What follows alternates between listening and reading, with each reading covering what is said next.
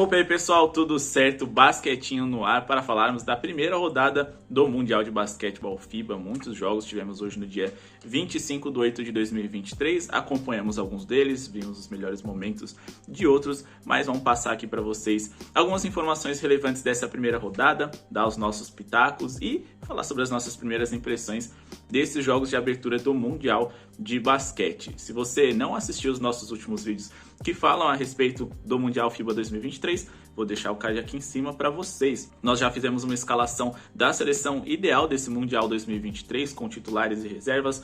Falamos tudo o que vocês precisavam saber e mais do que isso, falamos também a respeito de uma seleção que pode surpreender muito. E eles começaram com tudo nesse dia de hoje, o Canadá. Antes da gente começar aqui a nossa resenha, não se esquece de se inscrever no canal, deixar o seu like, ativar o sininho de notificações para não perder nada, comentar aqui se vocês assistiram os jogos desse Mundial, até porque eu também quero saber do que o meu público gosta. E a nossa meta é de 10 likes para a gente continuar trazendo vídeos aqui da rodada para vocês. Fechado, não chega de enrolação, bora falar de basquetinho?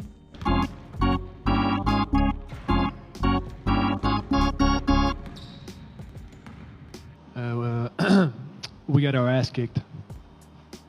Bom pessoal, eu trouxe aqui algumas anotações para vocês. Vamos começar aqui passando por cima do jogo Itália e Angola. Tivemos aí placar de 81-67 para a Itália, já era esperado. Era um time mais qualificado, né, numa liga superior ali com jogadores também mais internacionais, digamos assim. E mais do que isso, uma seleção aí mais competitiva. Não poderia ser diferente, eles venceram com segurança, 14 pontos de diferença, poderia ter sido até mais, mas não é necessário, até porque é uma primeira rodada. Vamos com mais calma aqui, bora falar aqui a respeito de um dos jogos que a gente acompanhou, República Dominicana e Filipinas. Tivemos aí o placar de 87 para a República Dominicana a 81 para as Filipinas. Inclusive, nós demos palpites no nosso canal de apostas esportivas com foco em basquete. O Cesta de Trade, vou deixar o card aqui embaixo, aqui o link para vocês na descrição.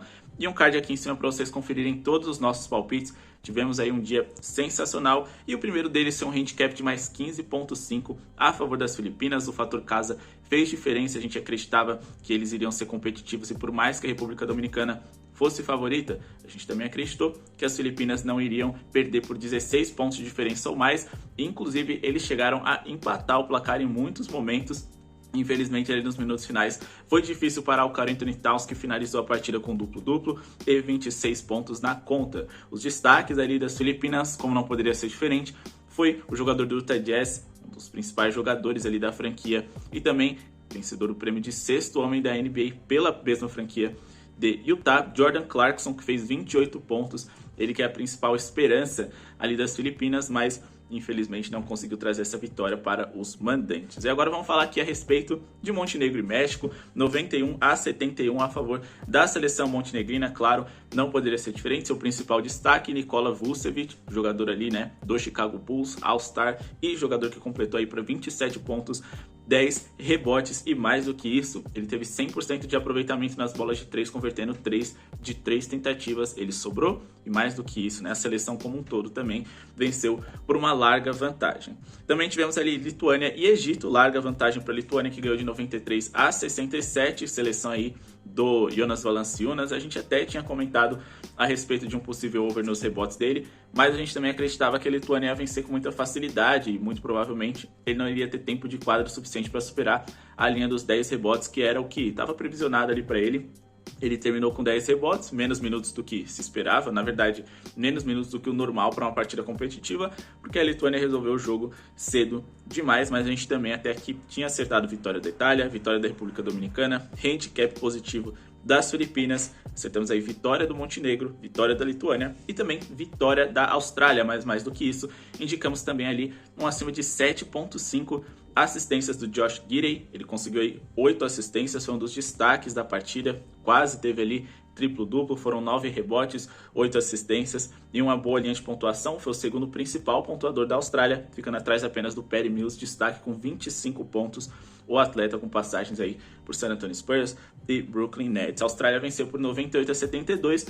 Esse foi um jogo que eu também acompanhei, assim como Filipinas e República Dominicana. Tivemos ali um começo um pouco mais competitivo, equilibrado. A Finlândia se saiu muito bem. Lauri Markkanen, o principal destaque da Finlândia, conseguiu fazer o que era suficiente para o seu time sobreviver, digamos que ali até o final do segundo quarto, apesar de que o primeiro foi muito mais competitivo, mas aí do terceiro para o último, a Austrália começou a mostrar sua experiência, entrosamento. É o segundo time com mais jogadores de NBA no seu elenco, depois atrás apenas, né, dos Estados Unidos, então é uma seleção aí que pode surpreender bastante e longe, e mais do que isso, tendo Josh Giddey, o favorito a receber o prêmio de jovem jogador da competição, e ele se destacou, sim, no começo cometendo mais erros do que o normal, mas acontece, depois ele se adaptou um pouco melhor ao jogo. E aí seguimos aqui para Alemanha e Japão. A Alemanha venceu com tranquilidade, fez o seu papel, um dos principais favoritos para surpreender os Estados Unidos também nesse Mundial, 81-63 para a seleção alemã. Destaques para o Moritz Wagner, nos pesadelos de nós brasileiros, que saiu do banco e completou para 25 pontos e 9 rebotes, quase um duplo-duplo. Jogou muita bola ao lado ali do Dennis Schroeder. Essa partida eu acabei não acompanhando porque eu já tenho aí uma bagagem maiorzinha aí de Alemanha, e mais do que isso, eu já esperava essa vitória tranquila, apesar do Japão ter a torcida a seu favor. E aí tivemos Letônia e Líbano, 109-70 a favor da Letônia, que teve aí os irmãos Bertrands como principais destaques, não necessariamente desse jogo, porque o Bertrands ali da NBA, que é um jogador que eu tenho diversas críticas, ele acabou não se destacando tanto, mas o seu irmão, Darius Bertrands, fez 6 de 7 bolas de 3 na partida, foi o cestinha do jogo, e mais do que isso, levou a Letônia, que é uma seleção que precisava vencer esse jogo, convencer, chegar com confiança, porque depois eles vão enfrentar Canadá e França para se classificarem nesse grupo, né? E Canadá e França foi o principal jogo do dia, né? Não temos nem dúvidas, a seleção canadense tem muitas estrelas também da NBA. Shai Gilgeous-Alexander, certamente aí um dos 2 ou 3 melhores jogadores desse Mundial, para muitos o melhor. Venceram aí por 95-65 a França. Essa diferença aí de 30 pontos surpreendeu bastante, porque a França vai sediar as Olimpíadas em 2024. Eles tinham a promessa aí de um time competitivo, experiente. É o atual vice-campeão europeu. E eles começaram muito bem ali, né? Evan Fournier fazendo o que ele faz de melhor, que é jogar basquete em competições FIBA. Ele terminou a partida ali com 21 pontos, porém 3 bolas de 3 de 13 tentativas. A bola de 3 não foi algo muito produtivo para as duas equipes, mas ela saiu. Inclusive a gente também tinha comentado a respeito de um acima de 1.5 bola de 3 do Olynyk, bateu, mas de toda forma, né, essa foi uma partida em que a França acabou decepcionando um pouco das nossas apostas. Evan Fournier acima de 16.5 pontos, bateu, e rápido por sinal, e o Shai Gilgeous-Alexander começou mal, mas ele veio ali, né, para depois de um primeiro quarto ali bem decepcionante. Ele melhorou no segundo, mas ele só faltou fazer chover no terceiro e no último quarto, completando para 27 pontos e 13 rebotes. Além, é claro que, mesmo que ele não vinha pontuando tão bem no primeiro quarto, ele estava distribuindo bem o jogo, servindo seus companheiros, mas depois que ele pegou confiança, a seleção canadense disparou, pontuou muito mais, mas acima de tudo, eles conseguiram manter a França em menos de 70 pontos, o que é de se aplaudir, né? O trabalho defensivo ali dos jogadores do Canadá foi excelente, principalmente do Luguentz Dort, brigando ali por vários rebotes ofensivos, e mais do que isso, dando muita dor de cabeça para os jogadores que ele estava marcando, bem como o Dillon Brooks, que também ali, né, chamou bastante atenção por conta do apoio que a torcida teve até gritos de MVP.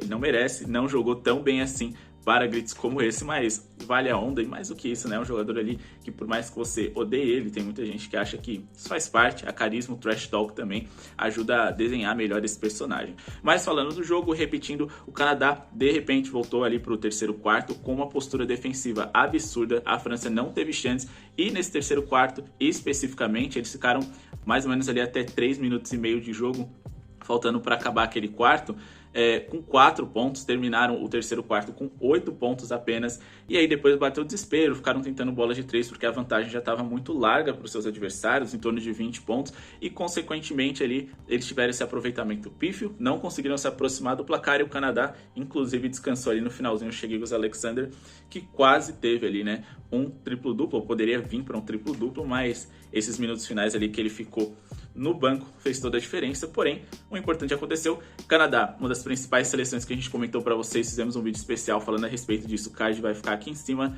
Não só venceram, mas amassaram a França. Claro, eles precisam entrosar ainda mais e a França também não estava num dia muito bom, dificilmente isso vai acontecer em uma segunda partida, porém, vale destacar, é uma vitória importante, mostra a força dessa seleção canadense, mesmo sem Jamal Murray, que se machucou antes da estreia, e sem Andrew Wiggins, que sequer foi convocado. Imagina com esses dois, em teoria, fazendo aqui, né, uma previsão bem porca, a gente teria aí o Andrew Wiggins ajudando na bola de 3 na defesa, deixando a França ainda com mais dificuldades em atacar, e teríamos ali o Jamal Murray ajudando na organização, puxando marcadores e pontuando muito bem. Decepção dessa partida para mim foi o R.J. Barrett, ele deixou muito a desejar do lado do Canadá, mas ele fez ali o papel de ajudar a vencer o jogo, que no fim das contas é o mais importante. E do lado da França, Nicolas Batum, que deu toco ali, defendeu razoavelmente bem nos primeiros minutos de jogo, mas ele também teve muitas dificuldades em pontuar, e a França precisa desse jogador de NBA se eles quiserem ser competitivos daqui para frente.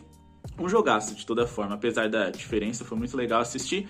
Bom, pessoal, esse é o vídeo de hoje, espero que tenham gostado. Amanhã tem Brasil, amanhã tem mais vídeo aqui no Basquetinho e espero que vocês estejam assistindo também aí o Mundial da FIBA. Diz nos comentários para vocês quem é o favorito a tirar aí o título dos Estados Unidos, ou você acha que os Estados Unidos, pela formação que eles têm aí, que eles estreiam também amanhã, eles não estão com essa bola toda. É claro que a estreia deles amanhã é fácil, o Brasil pega o Irã, os Estados Unidos pega a Nova Zelândia, mas vamos ver o que acontece daqui para frente nessa competição. Se você quer palpites de apostas nesse Mundial e também quando a NBA voltar, conheça lá o nosso canal Cesta de Trade, o link vai estar na descrição.